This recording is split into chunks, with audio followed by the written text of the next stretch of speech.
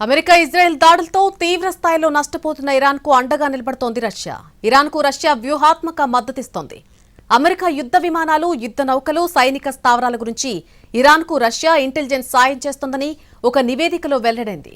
యుద్ధం తీవ్రమవుతున్న వేళ అమెరికా బలగాలను లక్ష్యంగా చేసుకునేందుకు రష్యాకు చెందిన రియల్ టైమ్ ఇంటెలిజెన్స్ సహకారం ఎంతో ఉపయోగపడుతుందని ఇరాన్ భావిస్తోంది. వెస్ట్ ఏషియాలో యుద్ధం ప్రారంభమైనప్పటి నుంచి తమ దేశానికి చెందిన వార్ జెట్లు, వార్షిప్స్, ఇతర సైనిక స్థావరాల సమాచారాన్ని ఇరాన్కు రష్యా చేరవేసిందని ముగ్గురు అమెరికా అధికారులు ఆరోపించారు. ఇజ్రాయెల్, అమెరికా వారం క్రితం చేసిన దాడుల్లో తొలి రోజు మొదటి గంటలోనే ఇరాన్ సుప్రీం లీడర్ ఖమేనీని హతమార్చారు. అయితే యుద్ధం ప్రారంభంలో అమెరికా దళాలను కనిపెట్టే శక్తిని చాలా వరకు ఇరాన్ కోల్పోయింది. ఖమేనీ ఇక లేడని తెలిసిన తర్వాత ఇరాన్ ఏకదాటిన ఇజ్రాయెల్ పైన, అమెరికా బలగాలపైన దాడులకు దిగింది. గల్ఫ్ దేశాల్లోని అమెరికా స్థావరాలను బాంబులు వేసింది. అగ్రరాజ్య సైనిక లక్ష్యాలపై ఖచ్చితంగా దాడులు చేయగలుగుతోంది.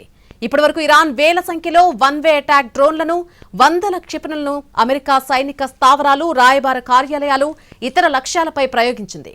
అమెరికా కమాండ్ అండ్ కంట్రోల్ వ్యవస్థలను కూడా దెబ్బతీస్తోంది. రష్యాకు చెందిన అధునాతన ఉపగ్రహ సేవలు ఇరాన్కు లభిస్తున్నాయని, అందుకే దాని లక్షిత దాడుల సామర్థ్యం పెరిగిందని నిపుణులు భావిస్తున్నారు. వాస్తవానికి ఇరాన్ వద్ద పరిమిత సంఖ్యలోనే సైనిక ఉపగ్రహాలున్నాయి. అయితే రష్యా అందించే శాటిలైట్ చిత్రాలు ఇరాన్ బలగాలకు ఉపయోగపడుతున్నాయి. ఇరాన్ తన ప్రత్యర్థి గగనతల రక్షణ వ్యవస్థలను దాటుకుని దాడులు చేయగలుగుతోంది. ఇరాన్కు రష్యా ఇంటెలిజెన్స్ సాయం వెనుక కారణం లేకపోలేదు.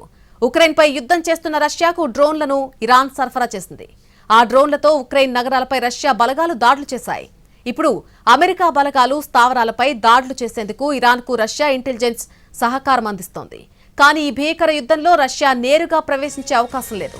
ఎందుకంటే రష్యాకు ఉక్రెయినే మొదటి ప్రాధాన్యం.